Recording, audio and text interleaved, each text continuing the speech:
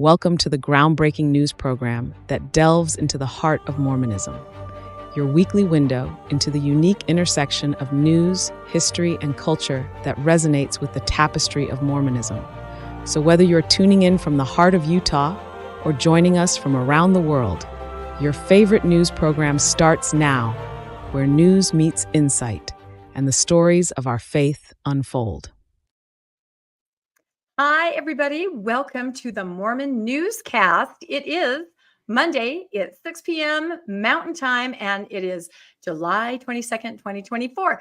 I am joined today, as I always am, by my effervescent colleagues. Radio Free Mormon, how are you?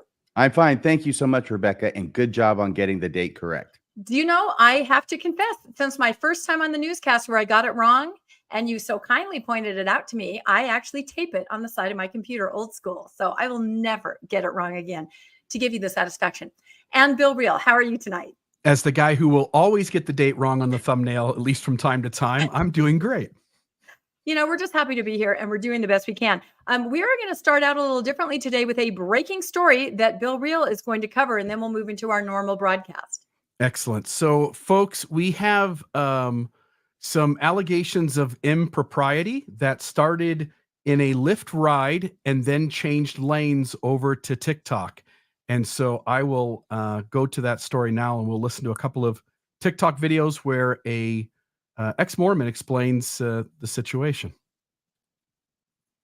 Hi, I'm a Lyft driver in Utah, specifically the Salt Lake to Happy Valley area, and I had to fill out a Lyft safety report and a police report on this guy. Everybody say hi to Brian. To summarize it, he kept touching me. First it was just on my shoulder, then it was on my arm, and it was like little caresses, like, and then it was on my thigh, my bare upper thigh, because I'm wearing shorts because it's hot as balls. And I froze. That's why I didn't ask him to stop, because I just thought, surely this isn't happening. Surely he does not think it's okay to keep doing this. So I didn't say anything to him. I also didn't really react. My hands are at 10 and 2. I'm fucking driving, okay? I'm trying to concentrate on the road. I don't have time to be slapping people's hands away. At one point, he asked how old I was. I told him I was 33 years old, and he goes, "No way. I thought you were 19. That makes it like 1,000 fucking times worse, Brian. Why are you touching 19-year-old legs?" And unfortunately, the police are not going to be pressing charges because they don't believe anything criminal happened under the law, and I have no problem with them. They can only do so much, but they told me it was good that I filled out a report for documentation purposes, so no, the police are not coming to your door, Brian, okay? Calm down. It was very clear he's done something like this before, and it's very clear to me that he's probably going to do it again. He gave me a really good tip, which just set off more red flags for me because he thinks he can just pay me off and hopefully I'll shut my mouth. But Brian picked the right one because he doesn't know I have a platform like I do. And it's a hobby of mine to call out creepy ass men like this. In trying to gather information for the police, I did end up texting him. And here's that conversation. I pretended that I had something to drop off to him so I could get his address. And then he said, "I'm sorry about earlier, and if you felt uncomfortable." I said, "Yes, dumbass." Except I didn't call him a dumbass. And then he said, "I'm truly sorry. I appreciate you saying something." And then I blocked him. And yes, he is Mormon. Because of course he is. It is Utah. I get a lot of LDS passengers. But I have never had a passenger behave so badly. I have had belligerently drunk people in my car. And they never touched me. They never made me feel unsafe. This dude who just got back on a mission with his wife made me feel so unsafe that with his generous tip money, I went ahead and ordered a dash cam and an internal camera for my car because I cannot afford to not have Lyft. It is my main source of income. I was driving in broad daylight. I did not think I had to worry about this shit happening to me. Anyways, tell your friends, tell your local Lyft drivers, and someone please tell her. Someone, please. There's no way that she would be completely shocked at this information. I'm sure something like this has happened before. Girl, you gotta stop letting him outside. He can't handle being in public. That's a public safety issue, okay? We gotta keep him inside until he learns the difference between his body and another person's body, okay? Bye, Brian. Hope you have a terrible day. And I'll just add, like, so at that point, somebody in their side, somebody in their family, one of them reaches out and says something, mentions a lawyer. Go ahead, RFM. Yeah, I just wanted to insert myself here. as a lawyer and just make it very clear that we are not at Mormon Newscast or any of us individually vouching for the accuracy and the authenticity of this allegation. However, it is an allegation that just came up. It does involve a Mormonism and a Mormon elder. I'm not exactly sure his position in the church. She's saying he came back from a mission with his wife. But we're putting it out there because this is the kind of stuff we cover. And having made it very clear, I think, beyond dispute, that we are not vouching for the credibility of this person or the accuracy of this allegation, we did want to put it out there and let you know that this allegation is being made. Yeah, thank you. And the follow-up was they reached out to her and said something about getting legal representation involved. And so then she put out this second TikTok in response to that. So here. I knew it was coming. Except if Brian happens to be watching this one, I would slow your roll there, cowboy, because your daughter has been incriminating you in my DMs. She pretty much did a speed run of every single victim-blaming tactic that has been used on me since I was a teenager when I was first assaulted. He's a nice guy. He's distraught. Blah, blah, blah, blah, blah. But I want y'all to take notice of him saying, and he will not be touching women's shoulders anymore. Oh, sweetie, that's not what happened, though. First, she calls you a creepy grandpa, which that doesn't help your case. And then she accuses me of lying about touching my thigh, and then says he is a shoulder arm toucher for sure. I've seen him do that hundreds of times. Also not helping your case. I truly was not planning on making another video until I found out that you were telling your family and friends that I am lying. I'm down to see this through till the end. I am tired. I am tired of guys like you bullying others with your money, with your power, with your status. And I didn't lie about anything. And I received another interesting DM from someone who has seen you do this kind of thing before. I know you have more victims out there, and I'm sure that they would love to come to court with me. Unless you don't want all that coming out too. Seek ye therapy. So this is for all of the people you have hurt in your life. And I know you know what I'm talking about. Bye, Brian. So there's that. I'll say this again, allegations, and I'm not necessarily speaking to this specific instance. But I think that there's a lot of men out there who sort of think this kind of behavior is okay. It's good. Right. And, if it's not wanted, and if the person isn't somebody you know, it's probably not a good idea to do anything of the like. And yet here we have it. So again, allegations, but any thoughts from the two of you? And also, I know there was some information on the person who's giving these allegations as well. So any thoughts from either of you?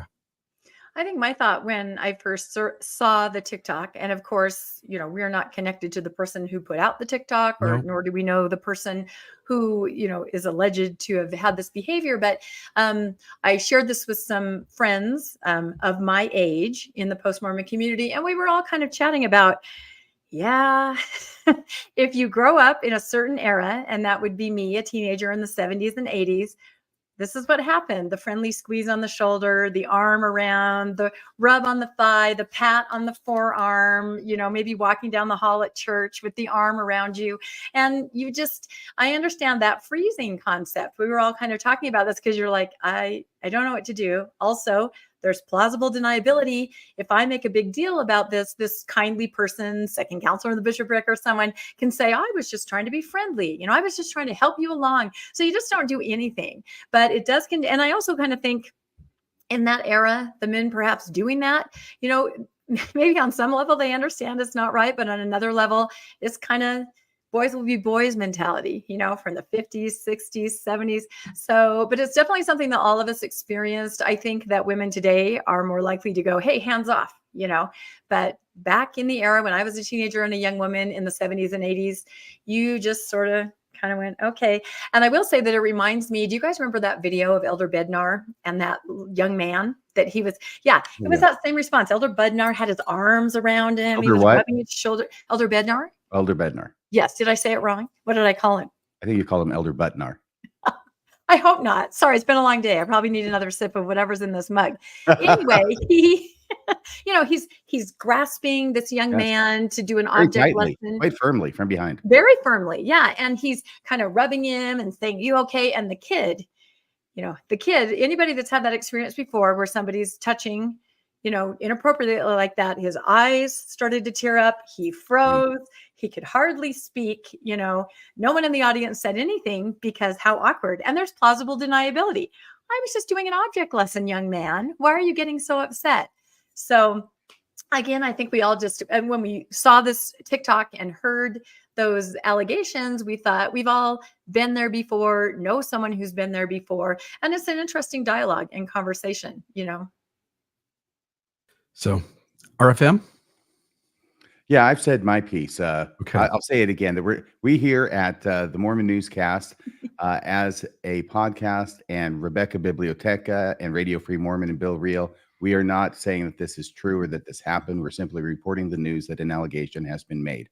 And we'll follow it if there's indeed anything more to follow up on. For sure. Yeah, Perfect. for sure. All right, let's pull up the rest of our slides. And now let's discuss, as we said, this was really just breaking. We kind of popped it in there at the beginning of the show. So what we're going to cover tonight, the Lone Mountain Temple vote that happened last week, the MEG, Consolidated Class Action Lawsuit. I'm sure you can guess who's going to cover that. That's going to be RFM. New Age breakdown, not New Age, but New Age breakdown for LDS Singles Board. And Bill is going to handle that. And then I'm going to talk about missionary folklore and Twinkies. So I'm not exactly sure what our order we're in, but let's advance and see. Okay, the first thing we're going to go into the Lone Mountain Temple. It's been a long slog with this. We've reported on it many times on our individual podcasts, here on the newscast. It was finally up for final vote with the Vegas City Council. Now, this is the temple where, if you've been following it for months, there were campaign contributions made by the church's lawyer. There were, zoning implications. Were they changed? Were they not changed? LDS members were asked to write thousands of emails of support to the temple. They were told to show up at the plaza at the city meeting in blue shirts. They did that at the first meeting with the planning and zoning, and here they are again. You can see in their blue shirts. Well, it's finally all come to a head, and this is the night where the council is going to vote. Yes, go ahead. We approve everything, or nope, back to the drawing board. So let's play this little news story. A new LDS temple is coming to the community of Lone Mountain. This after the Las Vegas City Council unanimously approved the project Wednesday. Yes. They made the right decision, and time will, I think, tell for the opposition. They'll realize, hey, this was actually a good thing. Eric Scholar and the more than 100 LDS Church members who attended Wednesday's City Council meeting were overjoyed about the decision to build the temple. But others are against the location, and they say they're disappointed in the City Council's decision. So that makes me feel like they decided this is what they wanted. Everyone in the community be damned. They will get their way. It'll be over 70,000 square feet, and the property will include more than 500 parking spots. The majority of the temple itself will be around 65 feet tall, with the steeple just being adjusted from 216 feet down to 196 feet at the meeting Wednesday. CFA has to be the final say, but in his expertise, under 200 feet would not require a blinking or steady red light at the top.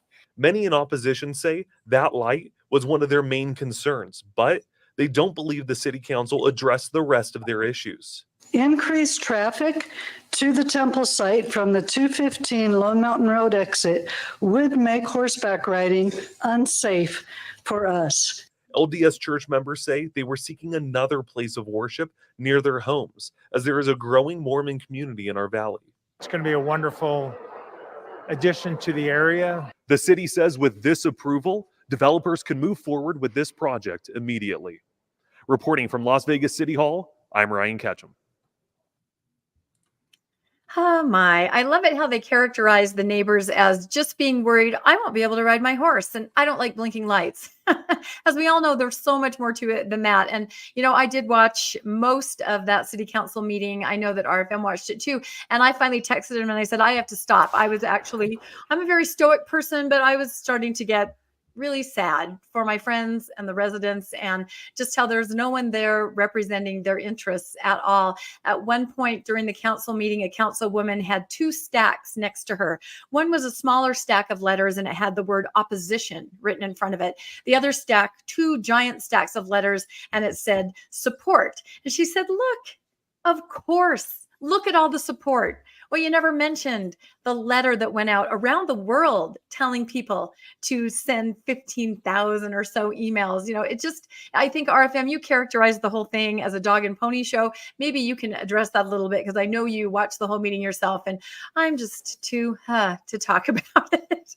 Well, I'm anxious to see what a binky looks like on top of the temple. A binky light. A binky, yes. And I'm just glad they were in blue shirts and not brown shirts, because I understand that was the first choice. Then the church historian said, let's not do that. Okay, let's go with blue shirts. Anyway, the dog and pony show was it was a separate part of it. But throughout, it was very clear from what was being said by the city council members and the mayor that the fix was in and that this decision was going to be made. And then at the 11th hour, right before the vote, and after many, many hours of people expressing themselves for and against, I think it was the city council woman who was over this particular district, who all of a sudden now says, okay, I'm going to ask you to lower the height of the steeple to below 200 feet, because if it's at 200 feet or higher, we got to put a red blinking light, is what she was trying to say, on it for FAA requirements. And so then will you be willing to do that before we vote? And so then the lawyer, the blonde lawyer, went back and talked to her people for 3 minutes, 5 minutes, I'm not sure, and then came back and said, yes, we'll do it. And okay, great. That's what I thought was the dog and pony show. And in the live chat, I said, did we just watch a dog and pony show? Yeah. Because I think that was scripted. I think that was political theater. I don't think there's any way that anybody in that meeting house had the ability and the authority to lower the height of the steeple 20 feet on that much notice. So those were my thoughts. But the people have been paid. They earned their money on the city council. They voted as they were asked to and paid to. And now the Lone Mountain Temple is going in. Yeah, there it is. And you're absolutely right. And if you remember recently in Fairview, and we'll talk about that in just a minute, the church did come back with the McKinney Temple and said, we will lower it 15 feet and we'll change the name. The town of Fairview, unlike Vegas, said, no, that's not acceptable. And that meeting's coming up later. We'll talk about that. But in this case, I do believe it was a scripted thing where the council had to look like they were representing everyone in the community. So they had to find something that the church is willing to concede a little bit that they could ask for. And then it looked like exactly the scripted thing where, it was very dramatic. I thought, would you be willing to go down a few feet? The lawyer, let me check with my people. And as we all know, at all these meetings that we watch and cover, there is no decision maker there. Everyone says, oh, that's above my pay grade. That's above my pay grade. And all the councils and the residents that we work with say, well, who is the decision maker? Why do they never send anyone? So obviously that decision had been made ahead of time. From my perspective, they were willing to lower it, just like they offered to Fairview. And now it's going to be built. Bill, any thoughts on that before we move on to our next story? Just one little one, which is, at least in this case, you really can buy anything in this world with money.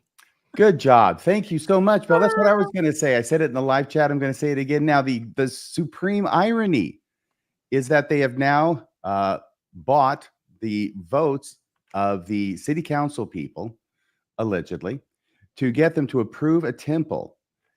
And the sacred ceremony, the primary sacred ceremony that happens in the temple, in the endowment, has the character of Satan say, you can get anything you want in this world for money. I think that is the ultimate irony of this. Yeah, and secret combinations. If you read the Book of Mormon and you want to know what secret combinations look like in 2024, you just watched it unfold. So there it is. There it is. I'm telling you, we never thought we'd be watching so many town councils, city councils, but they're absolutely riveting. And I will quickly announce, we'll talk more about it at the end. But as I talked about Fairview with the McKinney Temple, their town council meeting is on August 6th. And I'm going to be down there on the ground. the newscast is going to, I probably literally will be on the ground because I'll be so nervous and worried. The newscast is going to be live streaming that. So everybody kind of put that on your calendar starting at 5 p.m. Mountain Time with pre-show. And we're going to watch what I like to call the little town that could, because this town has a different take. This town has a don't mess with Texas take. And it's something that all the other towns where these temple situations are happening, they're all watching, and they're just cheering because they realize that everything that's happening in Fairview is on the shoulders of everything that they have done before. So it's going to be a big deal. So, all right, let's move on to our next story. I think we have the Meg with RFM. Before we move on to our next story, I think we really need to stop for a second and give you, Rebecca Biblioteca, a huge round of applause for all the work that you have done on this story in all the different temples. And you are the hub, the clearinghouse of information for anybody in these various communities across the country, it'll probably be across the world before long, who are having the church come in and use these kind of tactics to get a temple built in their town. So you are the one who deserves the credit here, I think. Yeah. And my co-host Landon. The two of us were reached out to a year and a half ago by some people in Cody. They said, hey, can you help us understand Mormons? They're trying to build something and we don't understand what's happening. And it kind of took off from there. Yes. Well, okay. I didn't want that to go unremarked upon. Thank you. All right. But we'll move on then. Okay. The Meg. Anybody actually see that movie? I did. Okay. I mean, I didn't see the I'm like second embarrassed. I didn't vote for it a second time. I didn't see the second one, but I did watch the first one. Okay. Anyway, the Meg, because this is what it reminded me of, this consolidated class action suit, which has now been filed in Salt Lake City, Utah, in the federal court there. And there you got the Meg, that poster. I love that poster because up there at the top of the poster, that's your average tithe-paying Mormon, your faithful Mormon. And then you've got Jaws coming up after that faithful Mormon. And that's the church, okay? That's the church coming up after the faithful Mormon. And the Meg underneath it may end up being this consolidated class action suit, which is going to gobble up the church. So I thought this was a great poster. Having belabored that, let's get on to the story. By the way, I'm going to cover this in an abbreviated fashion. And by that, I mean compared to the hour-long dissection that Colby Reddish just did on Mormon stories with John DeLynn and Gerardo Sumano. He did a lot of detail in that, a lot of great research. I'll give an abbreviated version. Plus, I'm going to answer a question that a lot of people were asking in the live chat over there. I watched maybe most of it before coming on the show today. And it was a great refresher for me. So thanks so much, Colby. He did a great job there. But there's a question that keeps coming up and coming up and coming up, and I'm going to answer it at the end of this. So stay tuned. This is a collection of two different stories from the Salt Lake Tribune. The first one was in April 18th of this year, and they're both by Tony Simmerod. And I took different pieces of the different stories and combined them together. Tithing lawsuits from 4 states against the LDS Church get transferred. Guess where? That's actually the title in a Salt Lake Tribune article. And a son of the late industrialist philanthropist John Huntsman Sr. and brother to former Utah government John Huntsman Jr., I think we all know who we're talking about, James Huntsman, seeks the return of $5 million in tithing, plus penalties and interest, but is not pursuing class action status. That's the first thing to know. I think it's clear, but this gets so confusing. There's been so many cases filed, and I think it's a great thing that a lot of these are going to be consolidated into one. The James Huntsman lawsuit is not going to be one of them. Okay. It doesn't appear to be. It's going to go on its own track. The 17.2 million member church and its legal supporters. Is that how it means it's lawyers, right? It's legal supporters. Okay. It's lawyers are mounting arguments in Huntsman's case that digging into aspects of tithing and the motivations of senior faith leaders in a courtroom risks violating religious protections under the U.S. Constitution. Yes, the lawyers for the church are actually arguing that you can't know what we have in our bank because that would violate the First Amendment. That is a ridiculous argument, and yet they're going to make it. The issue is being closely followed nationally, not least for its implications on the legal principles of religious autonomy and potential impact on a range of nonprofits relying on donations. I think that is true. This is a much watched case, and we're going to watch it closely as it moves forward in Salt Lake City. Huntsman, who resigned his church membership in 2020, sued the faith in March 2021. one. Okay, so that's that lawsuit. But in addition to that, 5 sets of plaintiffs in different states file similar claims in federal court. I think that one talked about 4. There's actually 5, and this is from the newer lawsuit. All right, so here are those 5 plaintiffs in these different lawsuits in these different states. I called them the Fantastic Five. In the bottom right, we have a picture of Gene Judson, who is the named plaintiff along with his wife in the one in California. That's number 5. But here they are. These are the cases that just got all wrapped together in one. Last October, Daniel Chappelle, a Virginia resident, and Mason Christensen and John Oakes, both from Utah, sued the church over a combined $350 large they had donated to the church over the past decade. So that's one plaintiff. Plaintiff and former church member Joel Long, a resident of Chesterfield, Missouri, is seeking $60,000. He says he paid in tithing while living in Metropolis, Illinois. And I think that one is filed in Metropolis, Illinois, because that's where he was when he paid it. Number 3, Kevin Risden, who lives in Kashmir, Washington. I know where that is. That's not too far away. Says in court documents he was active in the church from 1989 to 2016, and his suit also seeks recovery of about $60,000 in tithing. Number 4, Brandel Bronner is based in Gallatin, Tennessee, according to his legal challenge, and has filed suit over about $30,000 in tithing paid between 2003 and 2012. And then number 5, the most recent of the suits emerged in February in U.S. District Court in California. That's February of 2024, seeking a refund of $40,000 on behalf of Gene and Michelle Judson, a couple living in San Leandro near Oakland. So those are the 5 suits, the 5 lawsuits that were filed in separate courts throughout the country that are now being joined together and have been joined together in Utah. Okay. The 5-member judicial panel on multi-district litigation, a group that I've never heard of before, but it makes sense that they would exist. They are located in Washington, D.C. It is a panel that tries to make sure that situations like this don't happen, because it doesn't make any sense from a judicial point of view to have similar cases, especially similar class actions, going on in different districts of federal court throughout the country, when they would more appropriately be all put together in one. So this has to do with ideas of judicial economy, that these things take a lot of time. The judges are going to have to be going over a lot of information, doing a lot of hearings, and it's better for this to happen once than to happen 5 times with 5 different judges. So the panel called Utah the logical center of gravity for further court review of the disputes, as church headquarters and home to a host of relevant documents and witnesses.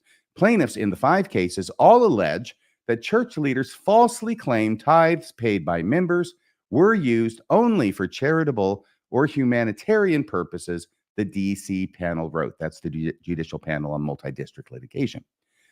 While instead allowing tithes to accumulate in investment accounts, hiding the extent of its wealth from church members, and spending tithing monies for commercial purposes.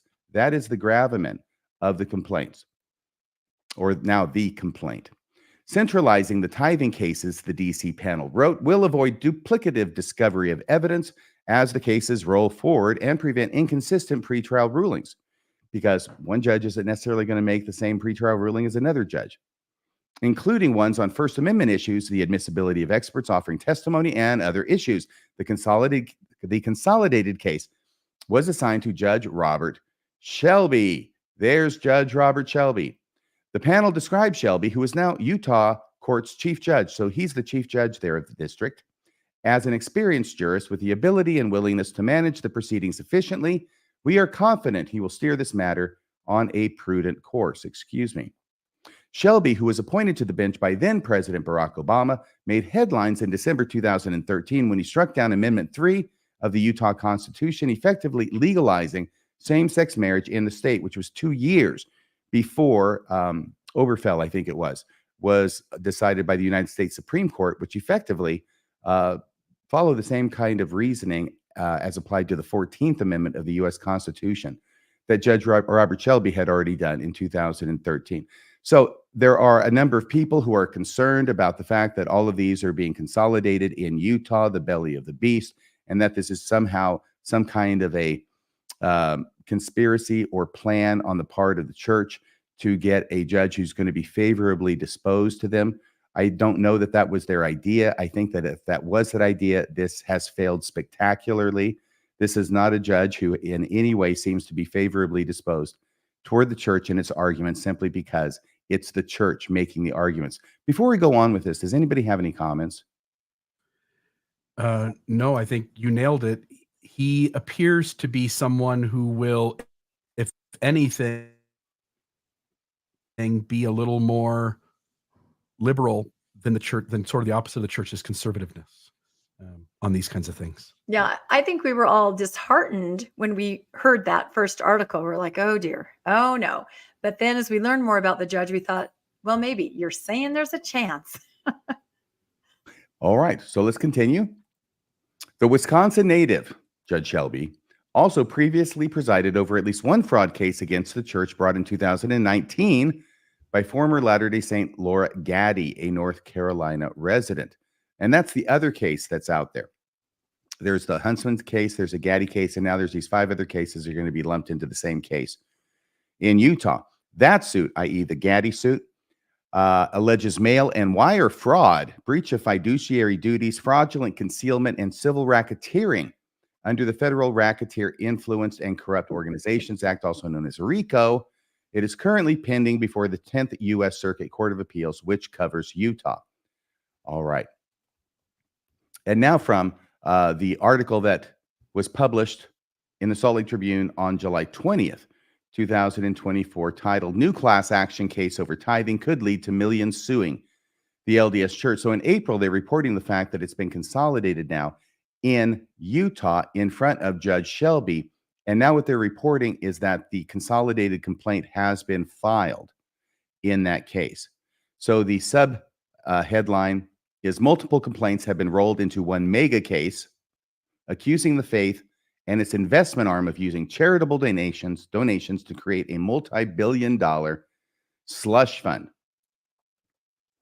After being transferred this spring, that's the prior story, to a federal courtroom in Salt Lake City, the faith's global headquarters, 5 federal suits from across the nation have been formally reshaped into a single beefed-up class action complaint, clearing a new path for litigation before U.S. District Judge Robert Shelby.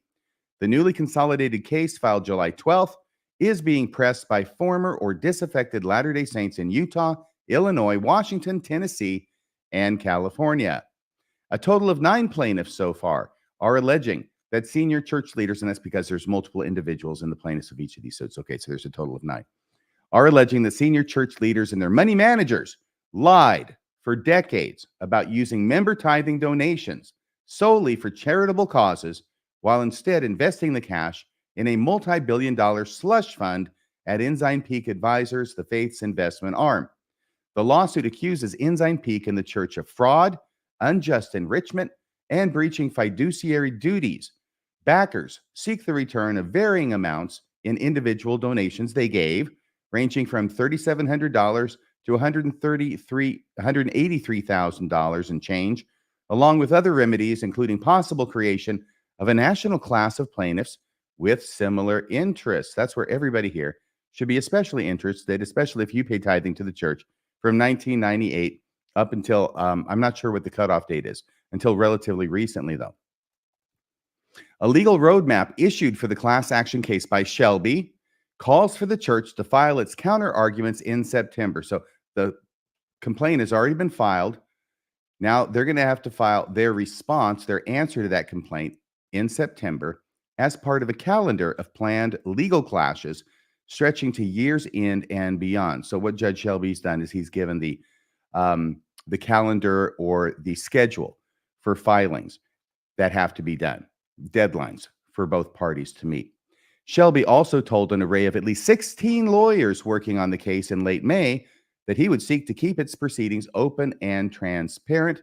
He said, "This is of great importance to a great many people," the judge said May 30th from the bench, adding that he was honored to preside over the matter. Now, that's significant because time and time again, what the church does when they have these kinds of cases is they make motions to the judge to seal records, to seal documents, to make them so that they're not publicly available because they don't want the public to know how much money they have and where they have it. It's the same issue that they've had all along that got them into this problem in the first place with the shell companies and the lies to the federal government, specifically the SEC. So this is something where what Judge Shelby seems to be signaling is he's not going to have any of that. This is going to proceed like any other case, and the church is not going to get any kind of special privileges of hiding things from the public. That's what he's indicating, and I hope that that will be true and that the church will not be able to hide things from the public during the course of this litigation. Any thoughts on that? I think that's the best part. Discovery and what they might be forced to reveal. I love that. Anything can happen. And my other thought is, and this is just from a completely layman point of view, very simplistic, but I see these lawsuits happening over the last few decades, and I see them changing and morphing and getting closer to the formula that's going to work. So decades ago, they were, Joseph Smith was a treasure digger. They lied to me about the doctrine. Well, that is never going to be work in court, ever. The court would have to, I don't know, rule on the virgin birth. They're not going to insert themselves into religion or anything like that. So those kinds of claims that people made, I was lied to, I was deceived, the truth claims, not going to work. So then you kind of move along in time. Then you start talking about, well, their words were deceiving me, Hinckley and the tithing. But Hinckley didn't necessarily lie, depending on how you interpret it. So that doesn't necessarily work in court. They're really just getting down to the crux of it. What is going to work, this kind of pure analysis and ways that it really is going to stand up in court. So I just see them getting closer and closer. I agree, absolutely. And the whole thing is, you're right, that the courts are not going to insert themselves into the virgin birth. Well, when you put it that way. I think that's what you said, actually. So did I actually say that? No, I think I paused in between. So it didn't quite sound like that. Yes, I brought them together. So the thing is this, they're not going to get into litigating religious beliefs, okay? Not going to do that. But just because you are a church or a religion doesn't mean that you can get away with fraud. And that's basically what's being alleged here, is that the church engaged in fraud. They solicited donations to the church by way of tithing with statements promising, or at least assuring those who gave them, that the tithing would be used in a certain way. The tithing was not used in the way that was promised, and therefore that's a breach of a fiduciary duty and it's fraud. And I think that's the basis of the complaint. There's a number of things in it. It's a rather long complaint, but that's the meat of it, I think. Bill, do you have any comments?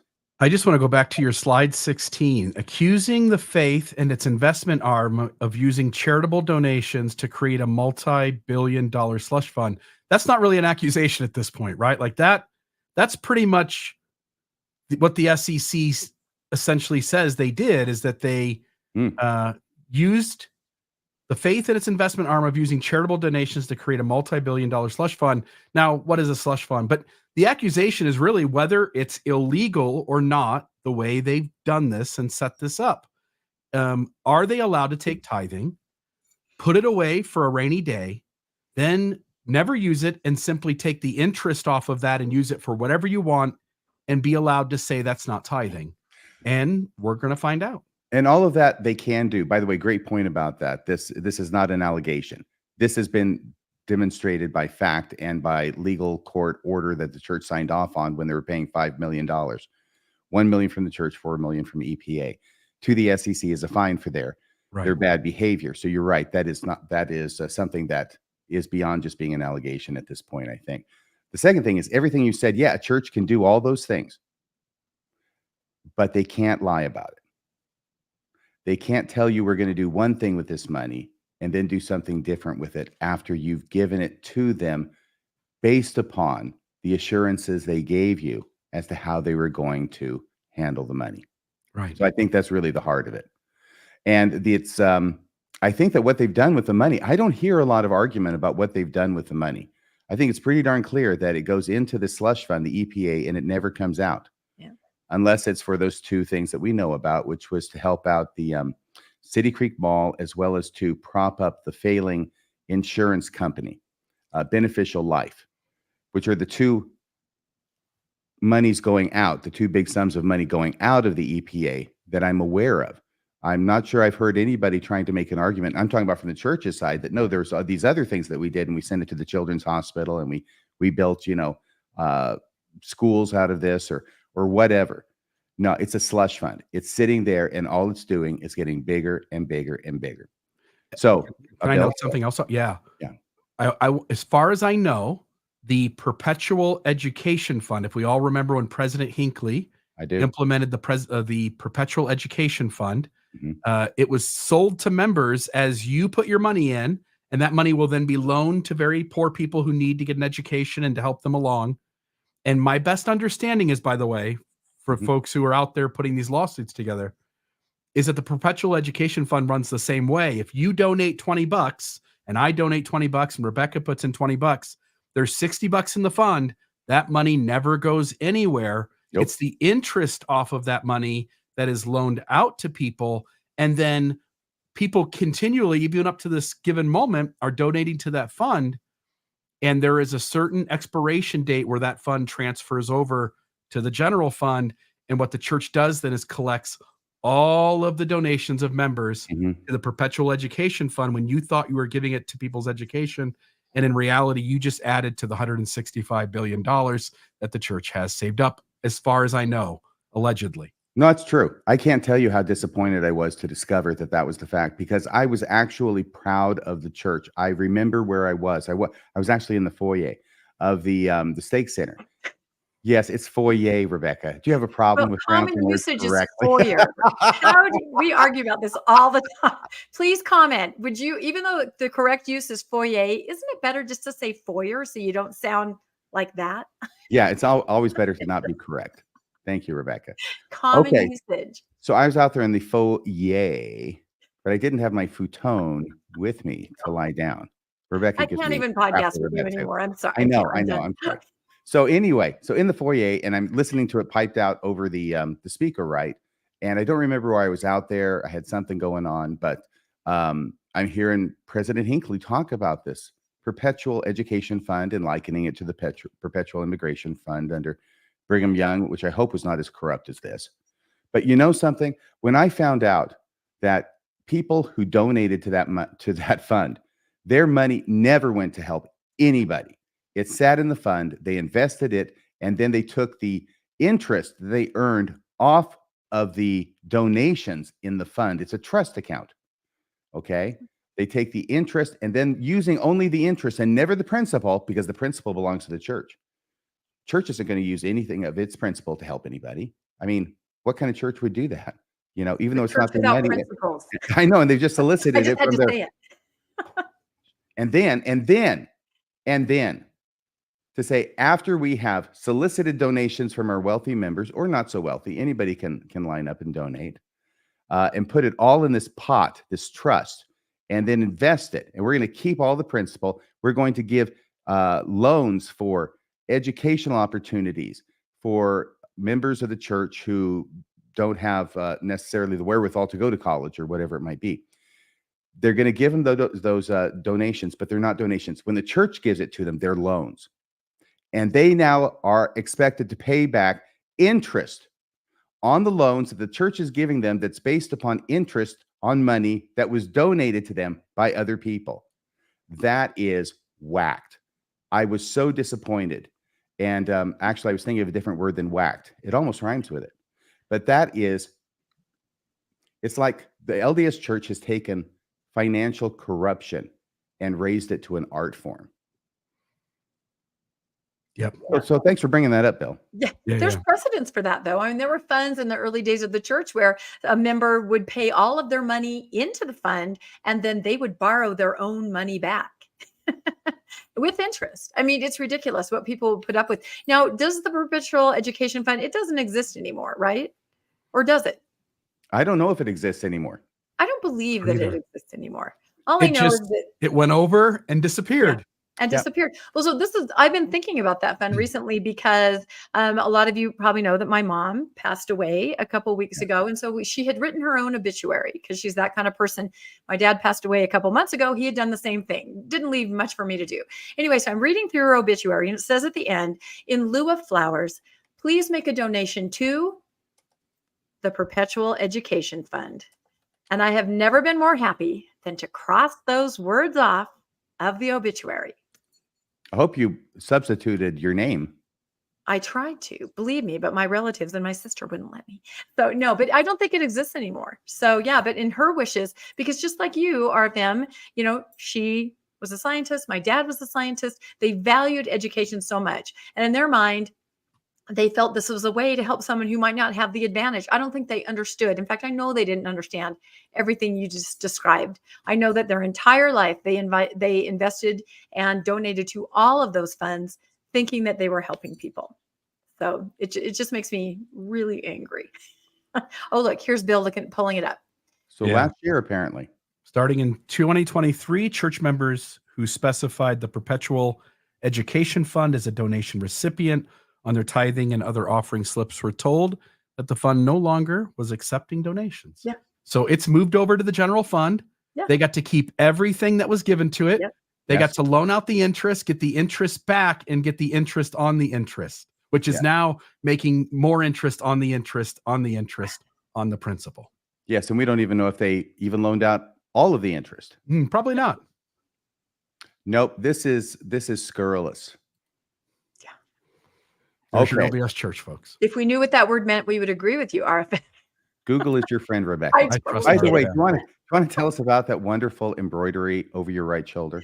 This is true. My mom was an incredible seamstress, and she did so many embroideries all her life, like hundreds. So over the next couple of months, I'm going to be going through all my storage units. But this nice one I picked up, and I thought, you know what? I'm going to put it up here over my shoulder as I podcast. So as RFM made the point, your mom is finally watching your podcast because she didn't know anything about it. You have an angel I on guess your she does shoulder. now. Yeah. Okay. Yep. Well, thank you for covering that. And yeah, I Oh, feel I'm like not maybe, even done yet. huh? I'm not even done yet. Oh, I didn't know you were Bill done. raised the Pardon spectrum, me. the hideous specter, I might add, of the Perpetual Education Fund. And the last 10 minutes has just been an angry rant. That's right. A And- little diversion into the funds. Yes. Okay, so going on. Where was I? Probably at the top. Court documents show the new complaint draws heavily from the revelations of an IRS whistleblower in late 2019, David Nielsen, including his assertions to U.S. tax authorities about Ensign Peak's alleged penchant for secrecy as a massive hedge fund that never reinvests funds in church activities. Plaintiffs say they also expect additional withdrawals from Ensign Peak accounts for unrelated business items to come to light, based on the whistleblower's written assertions as discovery of new evidence in their case proceeds. So plaintiffs are saying, we're expecting to see new withdrawals from Ensign Peak for non-church related or non-charitable, non-humanitarian related activities to come to light. On the other hand, I don't know, maybe something else will come to light, like they were actually helping out people with something. But I just got a feeling that if they were, the church would have come out with that like years ago. That's my expectation. Okay, so we'll see what happens there. The refashioned suit also cites a February 2023 settlement between the church and the U.S. Securities and Exchange Commission over a complex scheme to evade public reporting requirements on Ensign Peak's huge portfolio by holding the investments in a series of shell accounts. The SEC fined Ensign Peak $4 million and the church $1 million as part of that settlement. Plaintiffs say that church leaders in Ensign Peak use the shell companies in part to avoid negative consequences in light of the size of the church's portfolio. They quote Roger Clark, Ensign Peak's CEO, as saying it sought anonymity on its investments so as not to deter some Latter-day Saints from continuing to pay tithing. Yeah, so he blabbed, and I'm really glad he did. I'm sure he's not glad he did, and I'm sure there's a lot of people at the head of the church who aren't glad he did.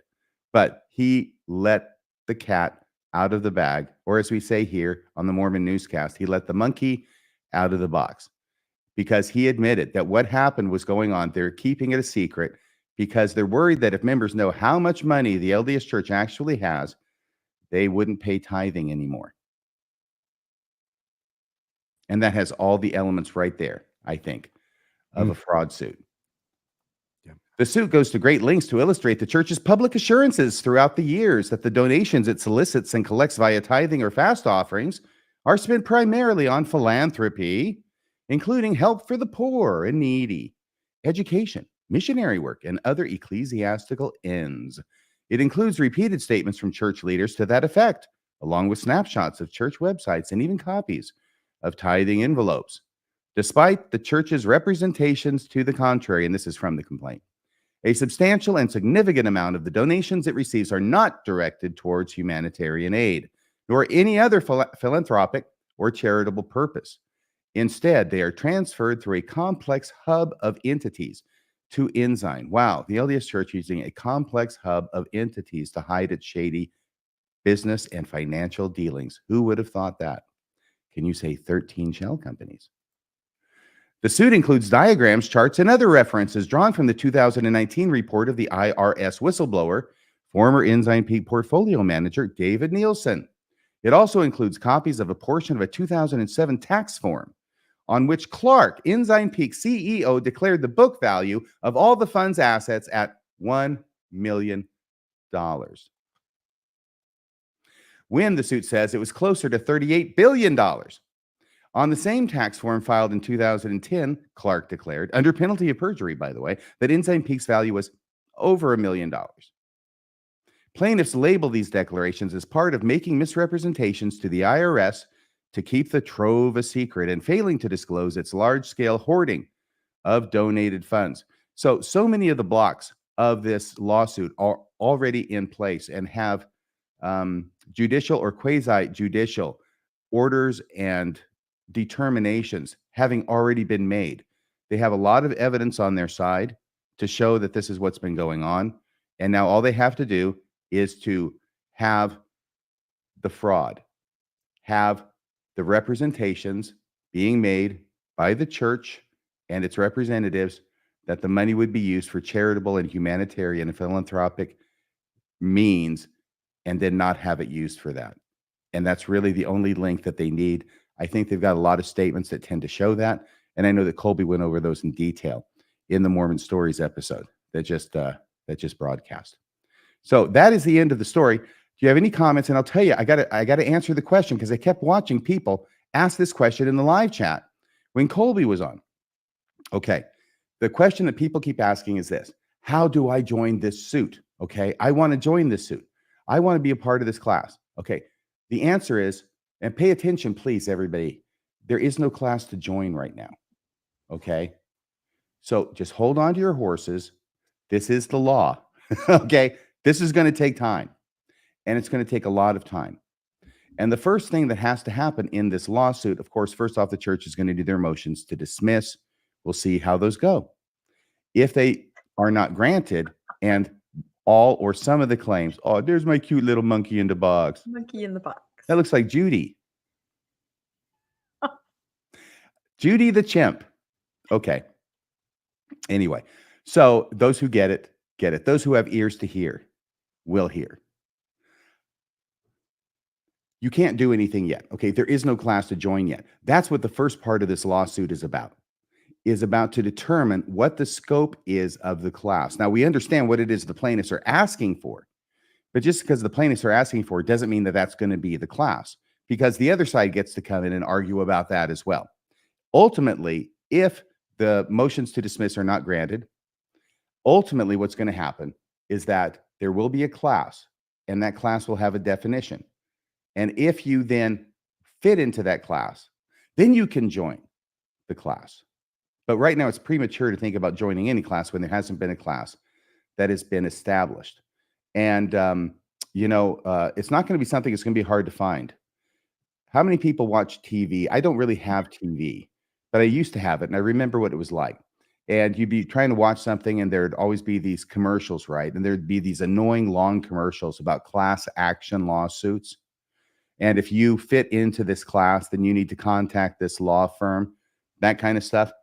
Yeah, we'll be seeing those on TV. We'll be reading about them in the newspaper. It's not something that's going to be done over here in a corner. Nobody's going to put this class action lawsuit in a corner. So try not to worry about that. But I'm certainly very interested in this because I know that I paid some tithing, and I paid it on the gross, baby, because I was righteous. Okay. I wanted those gross blessings.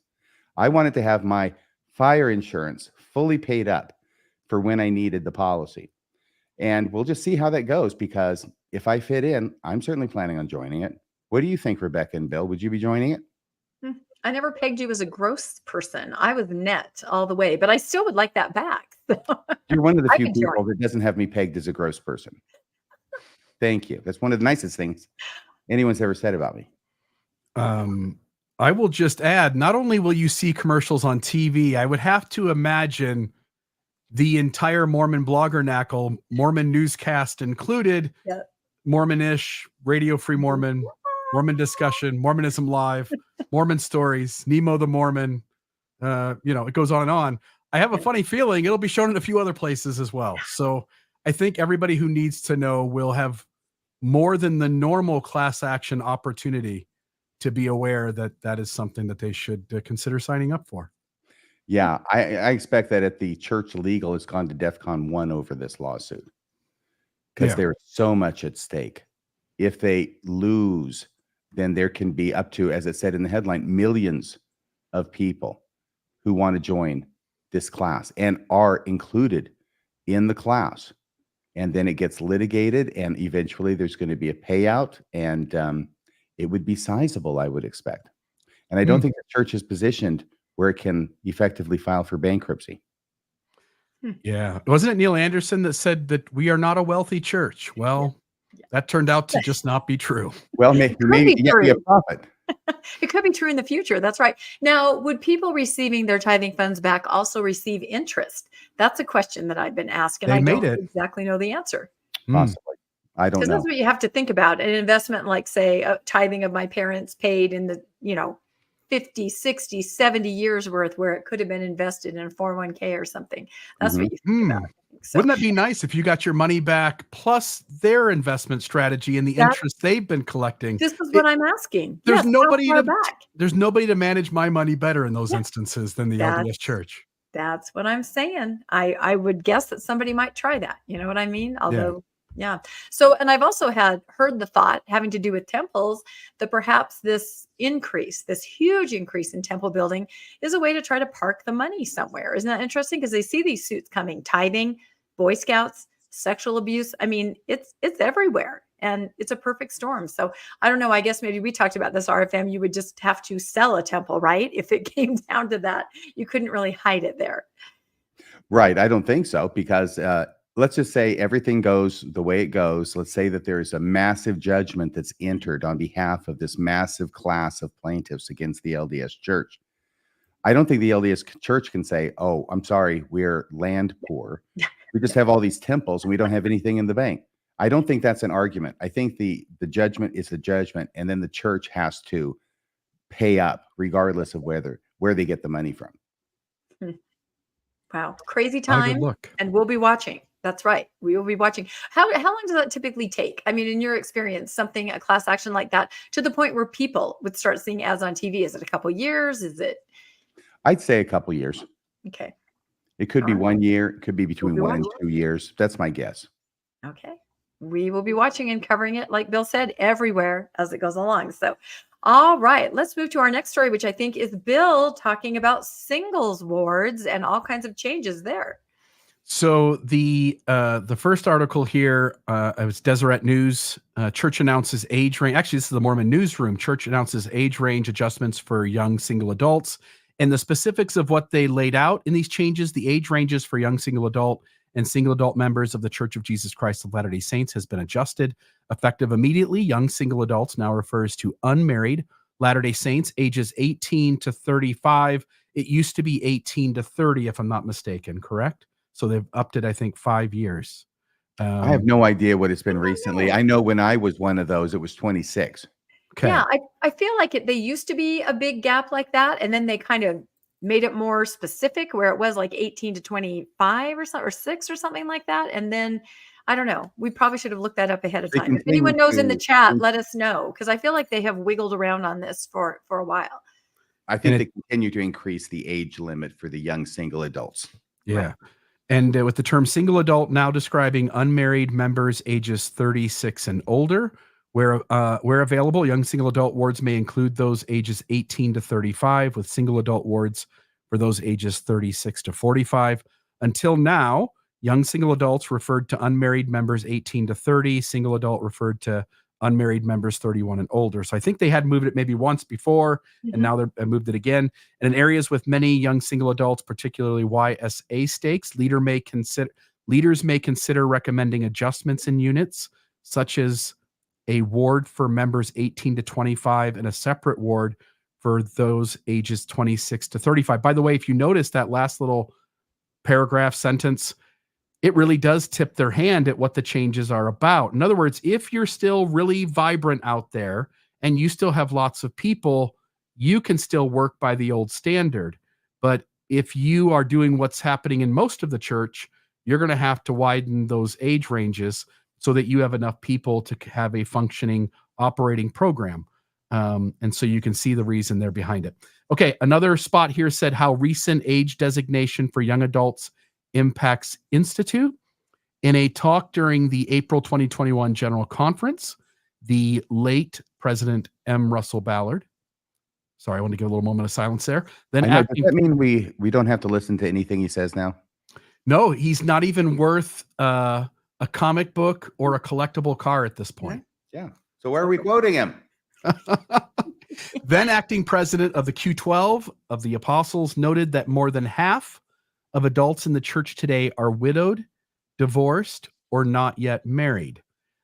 During the Church Educational System's Religious Educators Conference on June 18th, Brother Chad H. Webb explained how 5 or 6 years ago, after several years of decline in enrollment, the church surveyed more than 5,000 young adults from 5 continents. Based on the results, the Institute program has strived to make changes that better meet the needs of today's young adults. Institute's central purpose is to foster conversion, the personal connection to Heavenly Father and Jesus Christ, including feeling their love and growing spiritually. No Heavenly Mother in this statement. The goal of conversion is supported through greater relevance, belonging, and accessibility. And it has working, and it has been, I think I'm missing a bend there. It has been working. Institute enrollment is growing. During the Religious Educators Conference, Brother Webb reported that after 5 years of decline, Institute has added 57,000 additional students in the past 2 years. That's a 20% increase. So there's that. So they went through 5 years of decline, did a bunch of research and surveys rather than needing any sort of prophet or prophetic counsel that sees around corners. And the research and the surveys told them what they needed to do, and they did it. And they're experiencing success. See what happens when you just skip the line of revelation and go right to the science and data. It's also amazing what happens after a worldwide pandemic comes to an end in the past 2 years. Yes, things get back on track, right? So there's that too. Maybe nothing special happened at all. And then the last article is the Salt Lake Tribune. There really wasn't much to this article, but they were asking if singles wards should vanish.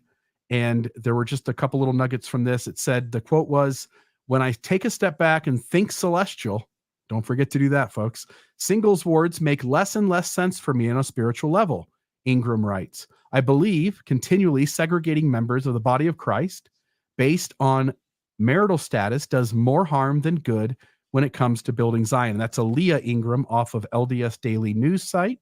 Can I just say to Ms. Ingram that she's really not thinking celestial? Because if you think celestial, you understand that the point of Institute is not spiritual and it's not conversion. It's to get these people married. That's what it's about. And you got to be married to go to the celestial kingdom. So if you're really thinking celestial, you'll understand we need to have these available bodies bumping up against each other on a regular basis at church so that they can end up getting married, sealed in the temple, and going to the celestial kingdom.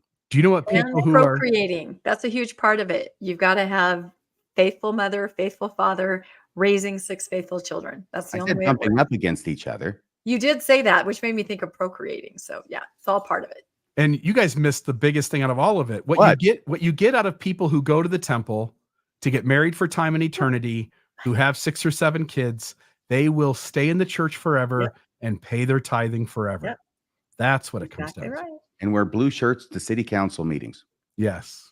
It used to be, right? The blue shirts meant you were doing some self-abuse back at the house or something. So Yeah, that's people who wore colored shirts were less than worthy. To church.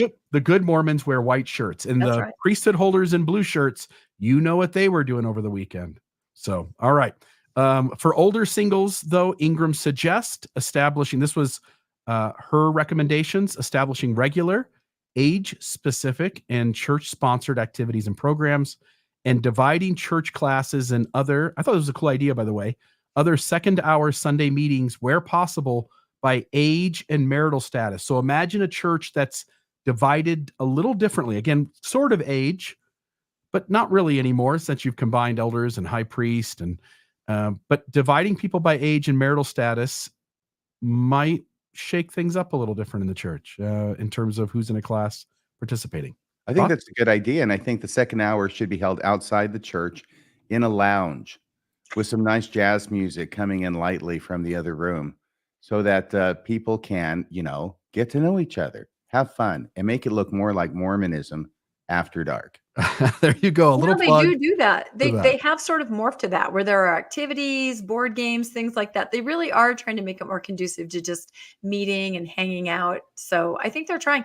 I think that shows. I mean, I think the only thing that would make them do something as extreme as that, to have more leisure, get to know you talking time than doctrinal instruction, is that they're realizing there's a marriage gap and perhaps a gender gap. I would suggest to them that when it comes to effectively getting these kids, and I'll call them kids because I'm 64, to get married, preaching to them that they need to get married may not be as successful as just plugging in a little Barry White.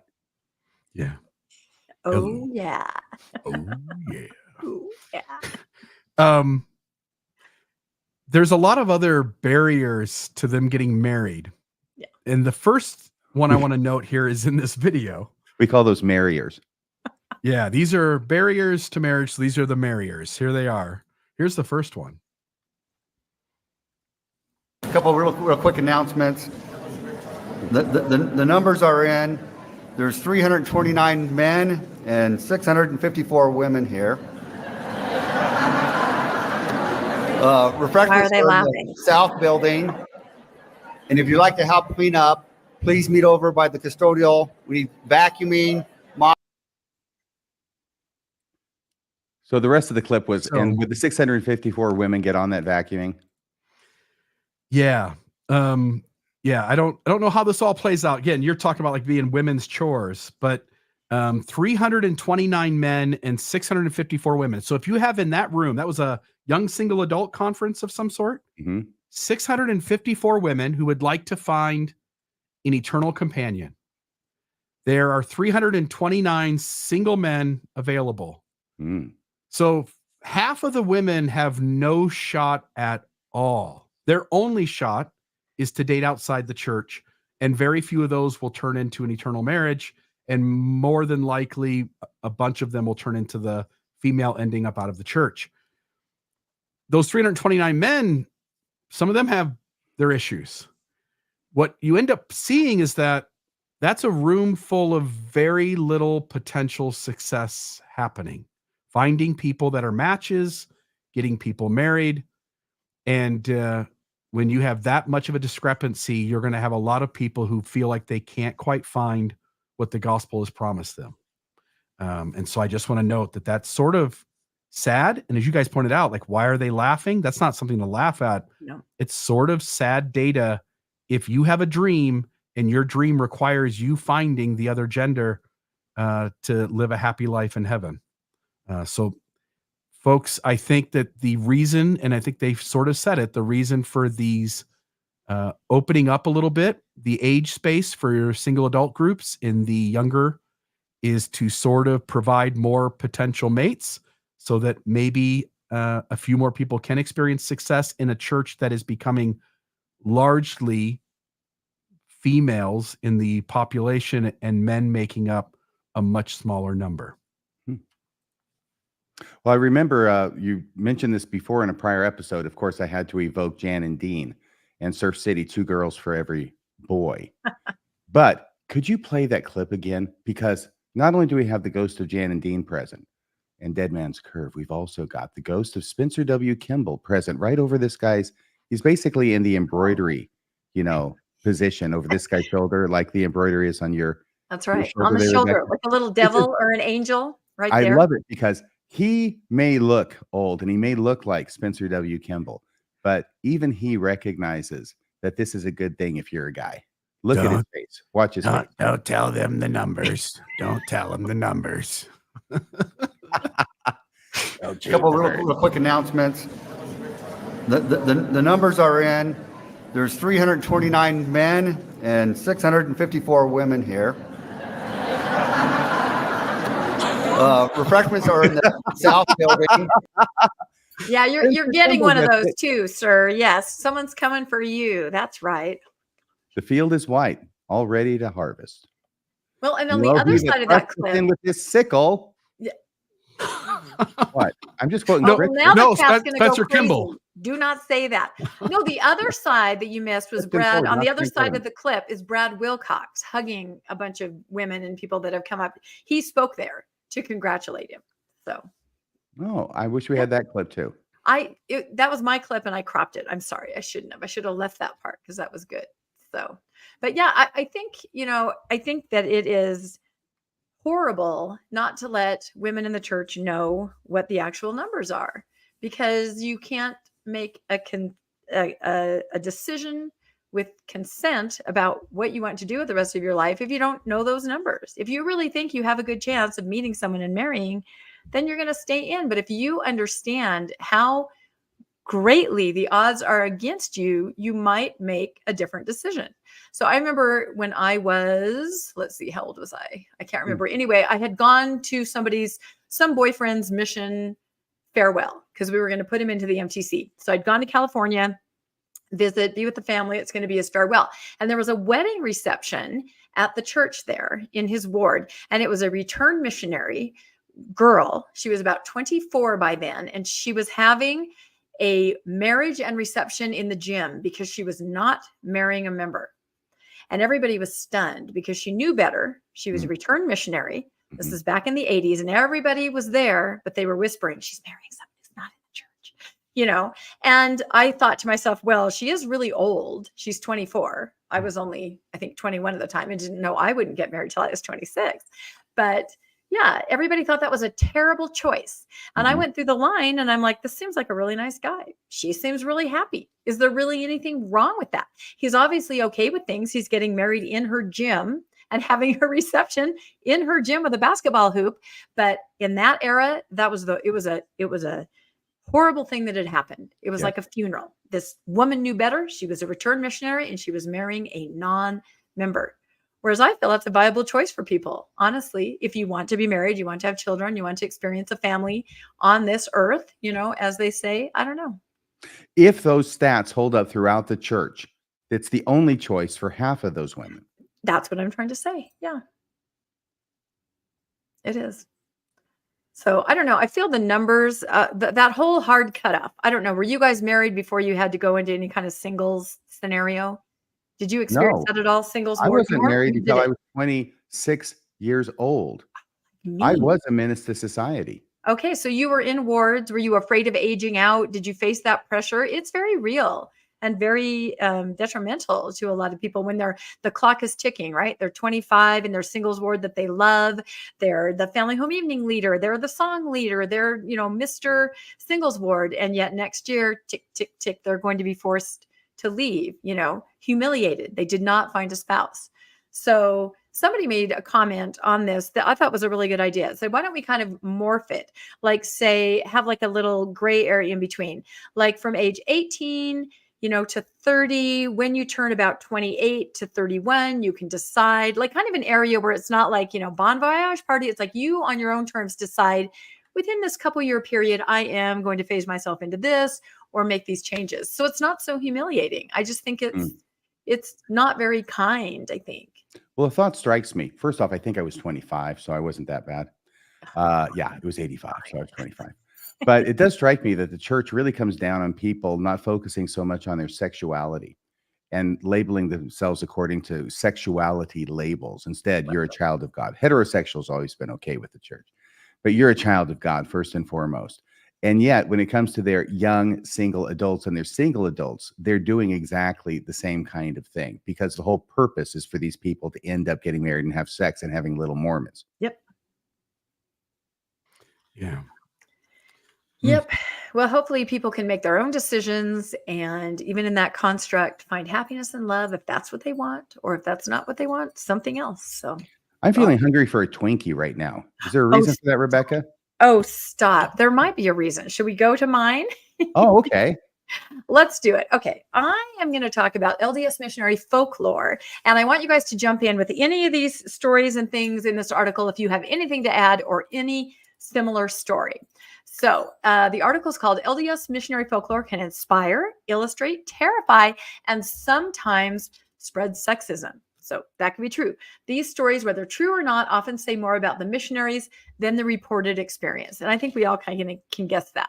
So the article talks to folklorist Christine Blythe, who is the executive director of the Mormon History Association, and her husband and fellow folklorist Christopher Blythe, author of Terrible Revolution, Latter-day Saints, and the American Apocalypse. And they discuss what they have learned from collecting all of these narratives. And they actually have a podcast together called Angels and Seer Stones.